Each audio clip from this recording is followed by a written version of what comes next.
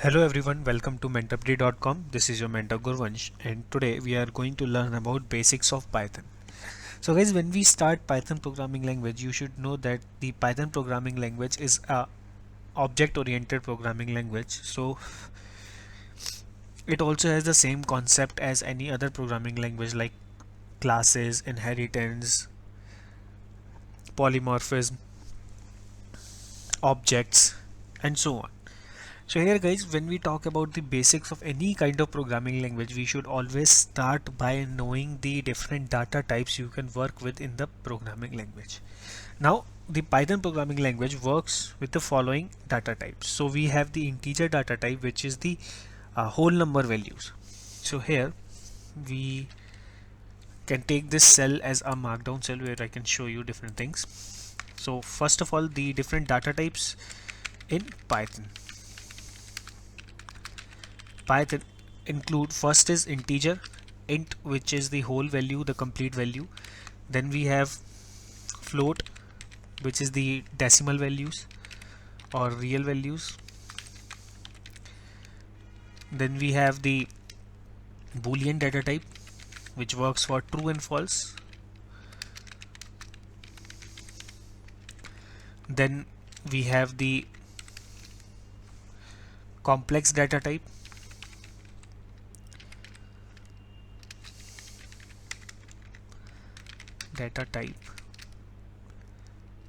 complex data type has the imaginary root. In mathematics you might have heard about it.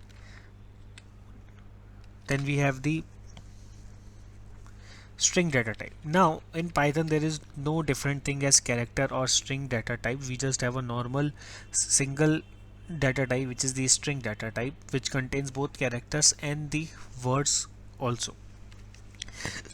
Now guys, whenever in Python we talk about these data types, there is a concept of declaring a variable and initializing a variable.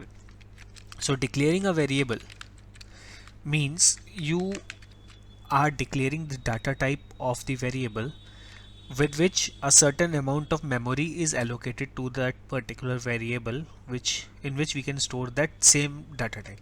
Declaring means we provide the data type to a variable which act as a reference to a certain memory location,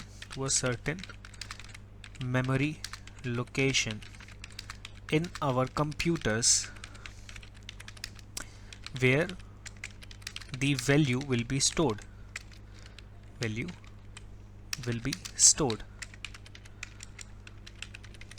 Now what is initialization? The process of providing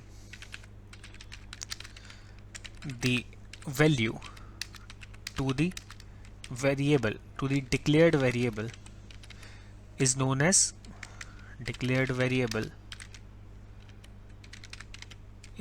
initialization. Now in Python there is no concept of declaring, means you do not have to declare a variable by providing it a data type. The Python programming language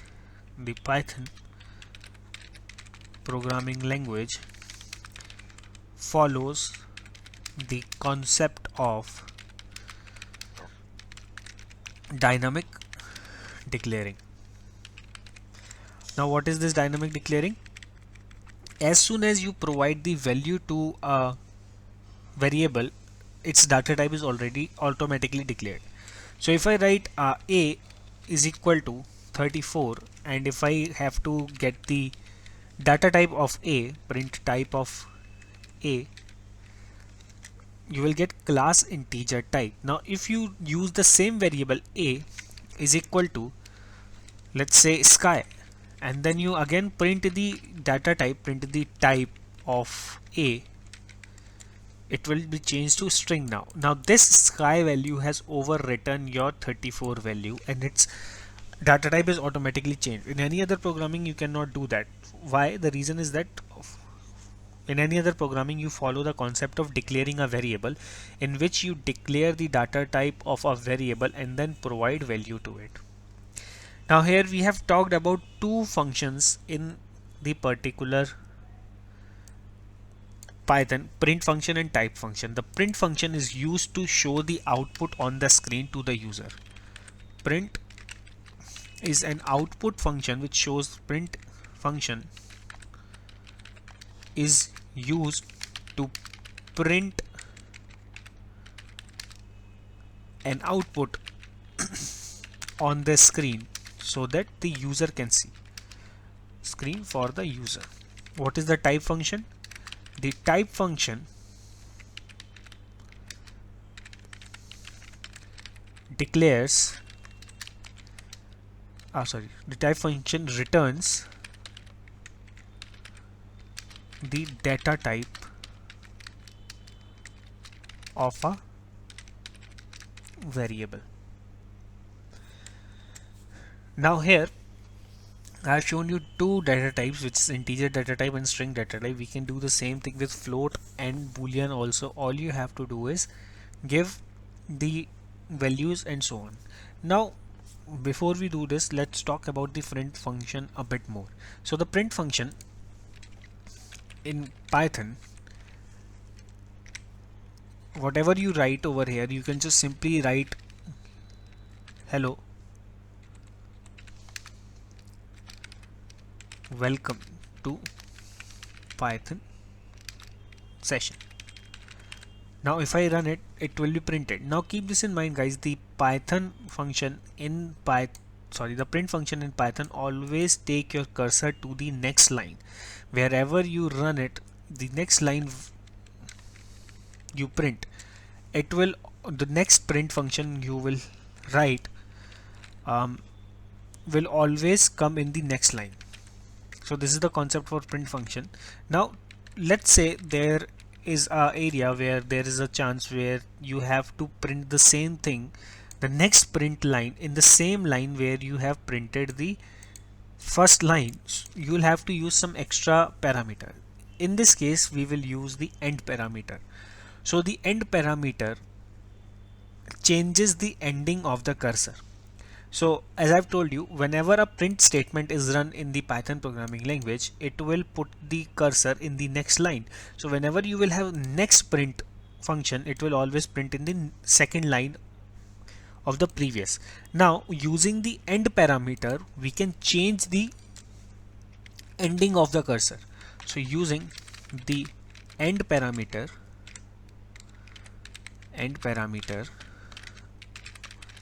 we change the position of the cursor.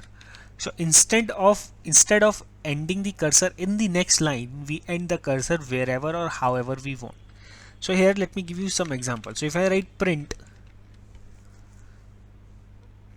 let's print one word, okay? Hello, print hello, comma, end with a space. So end takes a character as the input, okay? Print welcome, comma, end with @ You can print a normal line, print 2 without any end function to see the subtle changes. So let print basic, comma, this time end with a semicolon. Then I'm going to write print of, comma, end with an asterisk sign. Then we are going to write print, I'm going to write over here Python, comma, end with a dot.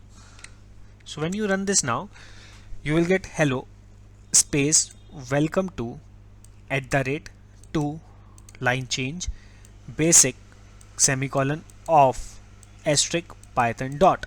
So here is the same thing, hello print print hello, end with a space, so ending with a space, print welcome, end with end with at the rate, ending with at the rate, print to change the line, print basic, end with a semicolon, print off, end with a asterisk, print python, end with the dot. So this is how the end function works, where you will end the cursor wherever you want or however you want. So this is a simple example. Now let's say here if I apply comma end equal to space and run this now, so see my name is coming in the same line after the particular space or particular character which we have given in the end parameter as an argument. So this is how the print function works in Python. Now you can obviously print multiple values. For example, let's say I want to print the a value right over here, so I can write print a comma space is blue. Let's see the output of this. So it says that sky is blue.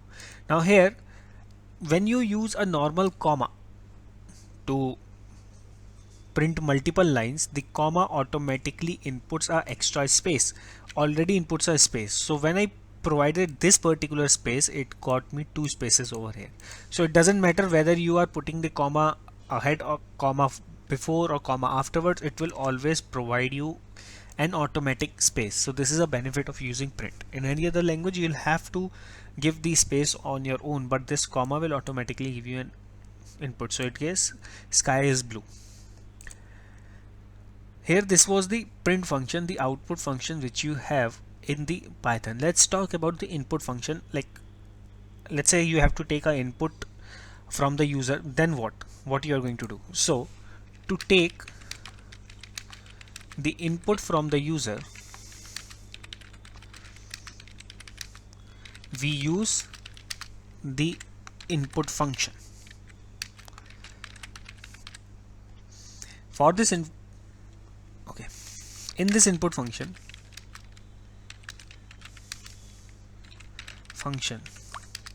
we can also give the prompt message to show the user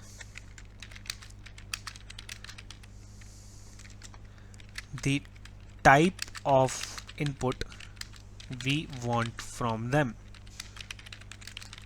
So if I say obviously when you use the input function, you need a variable to store the input which you are getting from the user. So let's say I'm creating z as the variable, so I'm writing z input. So here if you run z input, nothing will be there, so the user might be confused what they have to give input, right? So they can give any number of input which you might need or might not need here.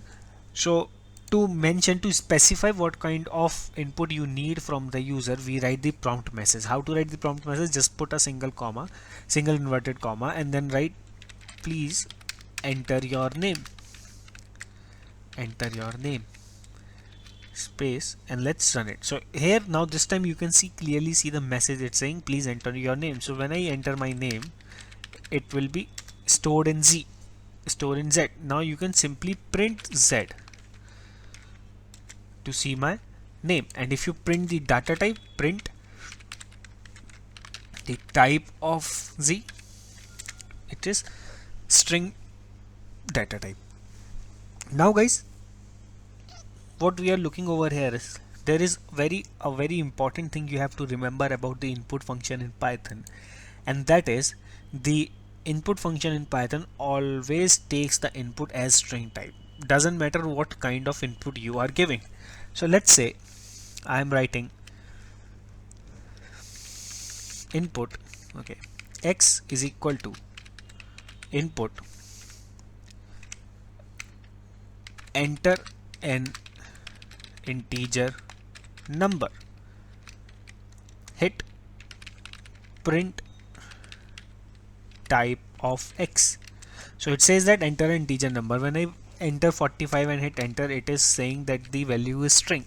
So this is a very important thing to remember about the input function, that the input function always takes the value as a string type. So whenever we have to use any kind of value, we need to first convert it in the format we need. So let's say I'm giving C is equal to input enter true or false. So here false. We'll print the type of C. Type of C. Let's run and give true. Hit enter. Still it is getting a string type. Now we have to convert our input into the format we need. This is known as type conversion or class conversion. Now here you can write like this: x is equal to, if we want integer type, we have int of x. Then this time if I print my type of x, it will give me an integer type. So my string type x is converted into an integer type x. So what are the different functions which we can apply? So we have the int function, we have the float function, we have the string function. We need, but we have, but sometimes it depends on the situation. We have the boolean function,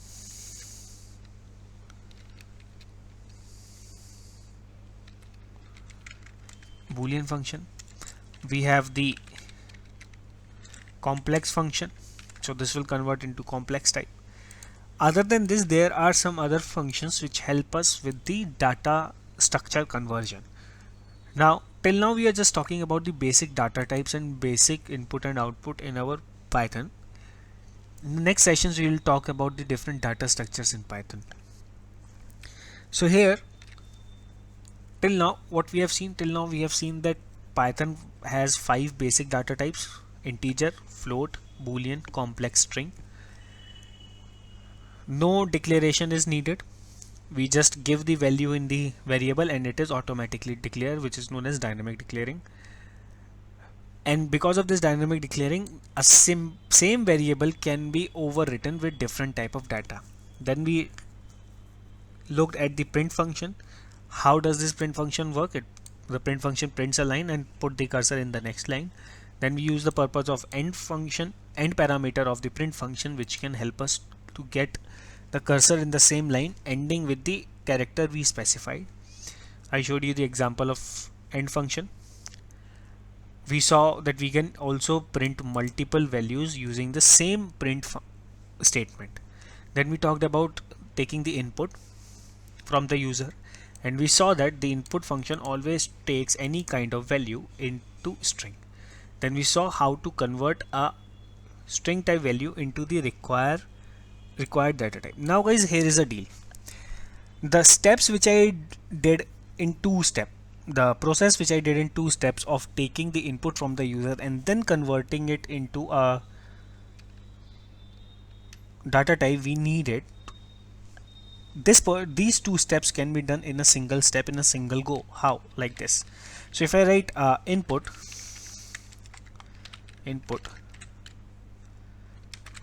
enter a float number. Now for this float number, I can directly convert this input string value into float here itself. So in a single line I can do so. So I'll write float. So what will happen now? The input you will get right now will be directly converted into float and then stored in your particular variable v. So if I write print v and print type of v and run it, it will say enter a float number. Let's give 45.8. Hit enter, it will give you 45.8 and class float. So this is how it is done. Now the 2-step process of taking the input and converting it has been done in a single step by following 2 methods over here, using 2 methods. Now guys, when we talk further about this, we are going to talk about most basic mathematics operation in Python. Basic math operations in Python. So here I am going to take 2 variables, x is equal to 45. Then we are going to take y is equal to 78. and then I'm going to take z is equal to 0. In this I will store, in z I will store different values. So here I will write z is equal to x plus y, which will be 45 plus 78. Then I will write over here print sum of x and y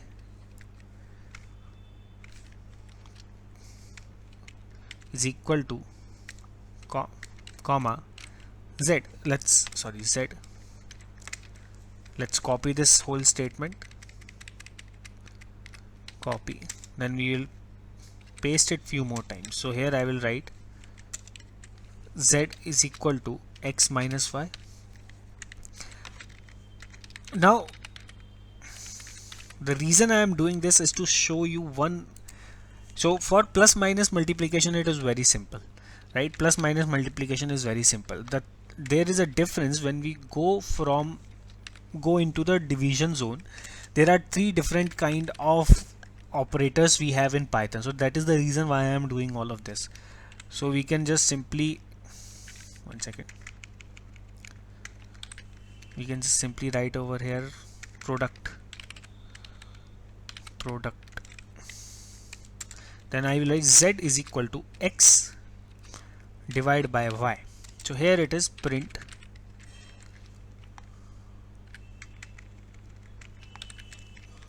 division of x by y, division of x by y. Now here we have three type of different divisions in Python. So we have z is equal to x mod y. Now this will give print remainder of x divided by y. Then we have one more parameter which says like this, print z is equal to x integer divided by y. Now this is an operator in Python and it is a bit different than the normal division. This performs a integer division. So I'll write integer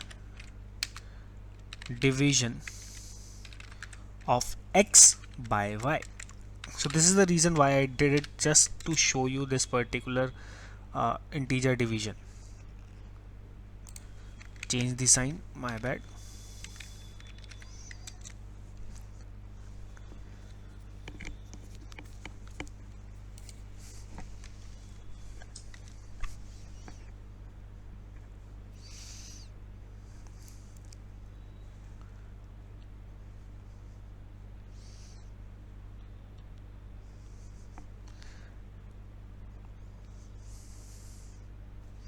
Okay.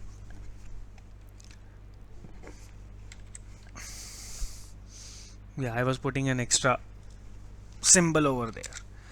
So here you can clearly see sum of x and y is 123, difference is minus 33, product is 3510.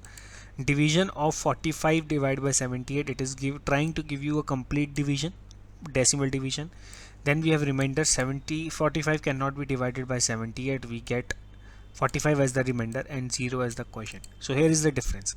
If you use a single sign, you will get a complete division of x by y.